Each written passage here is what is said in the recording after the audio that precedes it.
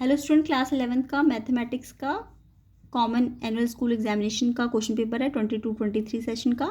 तो जिन बच्चों का ये एग्ज़ाम हो गया है वो तो कमेंट में बताइए कि आपका क्वेश्चन मतलब एग्ज़ाम कैसा गया है।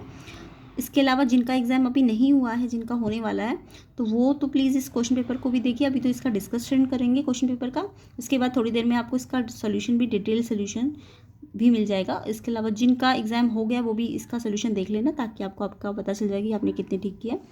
ठीक है, तो फिलहाल तो इस क्वेश्चन पेपर का हम डिस्कस कर रहे हैं और इसका सोल्यूशन भी आपको मिलेगा। बट डीओई का जो क्वेश्चन पेपर हमने एग्ज़ाम पहले से कर रखा है चैनल में, उसकी प्लेलिस्ट में जाके आप चेक करना, तो वो आपको ज़रूर करना है। उसके बहुत सारे कॉन्सेप्ट और क्वेश्चन इसमें आए हैं, तो उस क्वेश्चन पेपर को भी अच्छी तरह से करना और इसको भी अच्छी तरह से करना। अभी हम इसको डिस्कस कर रहे हैं।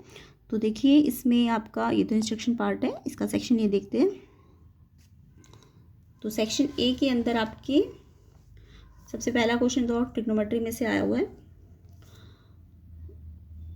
ये आईएनटीवी हमने डिस्कस की थी उसी सैम्पल पेपर में।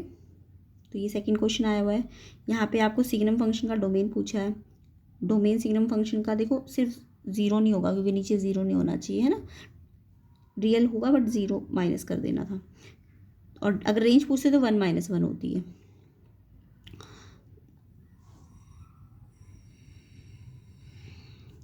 यहाँ पे आपको ट्रिग्नोमेट्रिक फंक्शन की मिनिमम वैल्यू पूछी गई थी।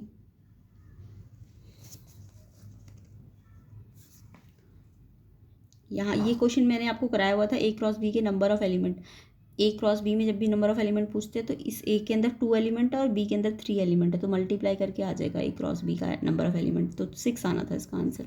तो बताना किस किस बच्चे ने 6 लिखा है। ये क्वेश्चन भी मैंने ट्रिग्नोमेट्रिक आइडेंटिटी का आपको कराया हुआ है। साइन 2 थीटा निकालना था इसमें। ये कॉम्प्लेक्स नंबर के वैल्यूज़ रखनी थी यहाँ पे। आयोटा स्क्वायर की वैल्यू -1 होती है, तो इन सबको आयोटा स्क्वायर में ऐसे लाना था कि उनकी वैल्यू -1 रखते। तो ओवरऑल आंसर बताना कमेंट में कितना आया किस बच्चे का। थोड़ी देर में तो सोल्यूशन मिल ही जाएगा। उसके बाद ये आपको, ये भी आपका क्वाड्रेंट से, ये उससे है कॉम्प्लेक्स नंबर में से। क्वाड्रेंट वाला क्वेश्चन भी हमने डीओई के सैम्पल पेपर में किया है। ये भी आपको करा रखा था क्वेश्चन। 10th क्वेश्चन देखिए। 11th क्वेश्चन भी देखिए, मॉडुलस की इनइक्वालिटी है। ये भी आपको मैंने डिटेल में समझा रखा है डीओई के सैम्पल पेपर में। तो जिन बच्चों ने अगर देखा होगा वो क्वेश्चन पेपर, तो ये ज़रूर करके आए होंगे ये वाला क्वेश्चन। ठीक है, तो जिनका नहीं हुआ प्लीज़ वो देखना ज़रूर डीओई का क्वेश्चन पेपर। सारे क्वेश्चन की कंसेप्ट क्लियर होंगी। पैराबोला का क्वेश्चन आया हुआ है, लेटेस्ट रेक्टम निकालना था यहाँ से। डिस्टेंस आपकी जेड एक्सिस से निकालनी थी। ये लिमिट का आइडेंटिटी वाला फॉर्मूला है। ये भी ट्रिग्नोमेट्रिक आइडेंटिटी लगानी थी यहाँ पे, लिमिट का। ये इसमें आपको वेरिएंस पूछा था इस वाले का।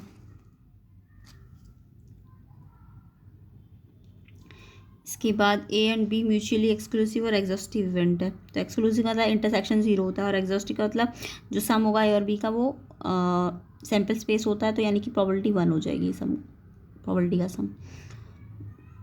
ये आपका प्रोबेबिलिटी में से ही है। नेक्स्ट एजर्शन रीजन आपके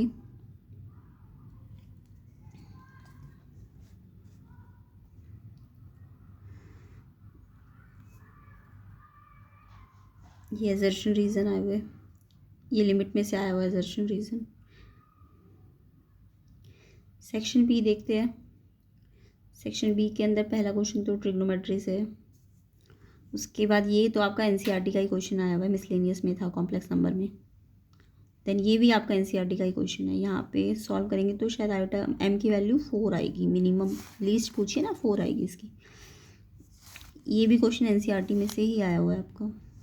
ऐसे क्वेश्चन भी एनसीईआरटी के अंदर थे। तो इसमें आपको ये वाला क्वेश्चन मैंने आपको डीओई सैम्पल पेपर में कराया। जब एन ऊपर वाला सेम हो तो या तो 9 8 के बराबर होगा, बट है होता तो नहीं है 9 8 के बराबर। तो 9 और 8 का सम एन के बराबर होगा। ठीक है, तो एन आ जाएगा आपका 17 और फिर एन की वैल्यू यहाँ पे 17 सी 17 निकालोगे तो 1 आएगी। तो बताइएगा ये किस किस का सही हुआ ये क्वेश्चन। कॉन्वेक्स पॉलीगन के 44 डायगोनल्स और आपको इसकी साइड्स के नंबर निकालने थे। सेक्शन सी आपका रोस्टर फॉर्म है, सिंपल ही है। तो सेट, ये आपको सेट बिल्डर फॉर्म में दिया हुआ है और रोस्टर फॉर्म बतानी थी। इसमें आपको रोस्टर फॉर्म दिया और सेट बिल्डर फॉर्म बतानी है। ये क्वेश्चन भी बहुत बार कराया जाता है, तो इम्पॉर्टेंट होता है, ये प्रूफ में आता है। इनइक्वालिटी को सॉल्व करना था। इनइक्वालिटी भी मैंने सॉल्व आपको सैम्पल पेपर में करा रखी है, प्लीज़ जिनका एग्ज़ाम नहीं हुआ है वो उसको ज़रूर देखिए। आगे देखिए, equation of set of point P, sum of distance from A and B is equal. ये डिस्टेंस फॉर्मूला लगाना था आपको यहाँ पे, और फिर सेट ऑफ पॉइंट पी निकालना था। मतलब पी का डिस्टेंस ए से P A plus P B equal to 10 दिया हुआ है आपको। उसके बाद ये आपका लाइन की इक्वेशंस लगानी थी, मतलब लाइन की इक्वेशन दी है, सर्कल की इक्वेशन बनानी थी आपको। यहाँ पे क्वेश्चन इसेंट्रिसिटी वगैरह आपको पूछा गया एलिप्स का, तो एलिप्स का क्वेश्चन है ये, एनसीईआरटी का ही है। एफ एक्स आपको दिया है और एक्स की वैल्यू निकालनी है। अगर एफ एक्स का डेरिवेटिव निकालो 0 के इक्वल हो, देन यहाँ पे लिमिट सॉल्व करनी थी।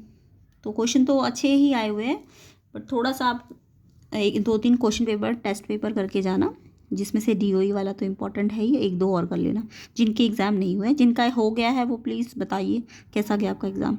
डोमेन निकालना था, ये देखिए मैंने को डोमेन आपको बताया था, जो फ्रैक्शंस वाले नंबर होते हैं उसमें नीचे वाला जो डिनोमिनेटर होता है ना, उसमें एक्स को मिडिल स्प्लिट करके निकालना, और वो 0 नहीं, मतलब एक्स की वो वैल्यू नहीं आनी चाहिए, यानी कि इसको नॉट इक्वल टू 0 करना होता है क्वेश्चन को, और एक्स की वो जो वैल्यू आएगी इसको सॉल्व करके इस क्वाड्रेटिक को, वो आपको नहीं रखनी, और ऑल रियल नंबर लेने हैं बस। ये जो एक्स की वैल्यू नीचे से आएंगी वो नहीं आनी चाहिए।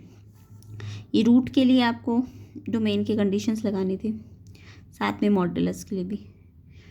ये आपका फंक्शन में से है, तो इसके आंसर तो आपको थोड़ी देर में सोल्यूशन में मिल जाएंगे, डिटेल सोल्यूशन होगा जो आपको मिलेगा थोड़ी देर में। The mean and variance 8 observation का गिवन है और 6 ऑब्जर्वेशन गिवन थे, रिमेनिंग 2 निकालने थे। ये भी एनसीईआरटी का क्वेश्चन आया हुआ है। उसके बाद मीन डेविएशन, ये देखिए मीन डेविएशन जो स्टैंडर्ड डेविएशन आपको कराए जाते हैं, तो वो मीन डेविएशन तो इजी होता है, ये वाला ज़्यादा अच्छा क्वेश्चन था। ऐसा क्वेश्चन भी मैंने क्वेश्चन पेपर में कराया हुआ है। ये क्वेश्चन आपका जीपी में से, एनसीईआरटी में से आया हुआ है। इसके बाद सेक्शन ई आया है,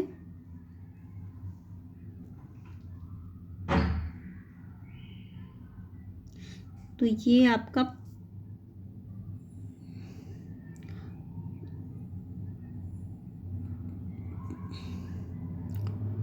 सेट में से आया हुआ है ये क्वेश्चन, और ये भी सेट में से ही आया है चॉइस में। उसके बाद नेक्स्ट है 37।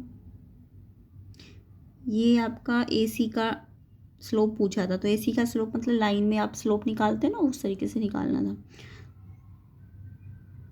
तो यहाँ पे एक तो एसी का स्लोप बोला है, और इक्वेशन ऑफ बीसी की इक्वेशन लगानी थी लाइन की, और डिस्टेंस ए एक लाइन बीसी लाइन का ए पॉइंट से निकालना है ना। ये तो लाइन का किसी पॉइंट से कैसे डिस्टेंस निकाला जाता है।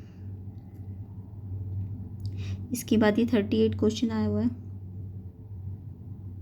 प्रोबेबिलिटी में से। ऐसा क्वेश्चन मैंने कराया हुआ है सैम्पल पेपर में, तो अधिकतर क्वेश्चंस के कॉन्सेप्ट प्लस फॉर्मूले कह सकते हो आपके क्वेश्चन पेपर में से ही आए हुए, जो सैम्पल पेपर हमने किया था।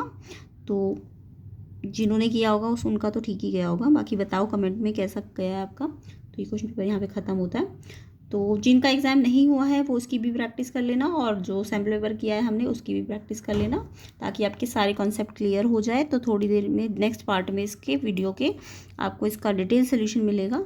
तो चैनल से जुड़े रहिए, चैनल को सब्सक्राइब कर देना, वीडियो को शेयर कर देना।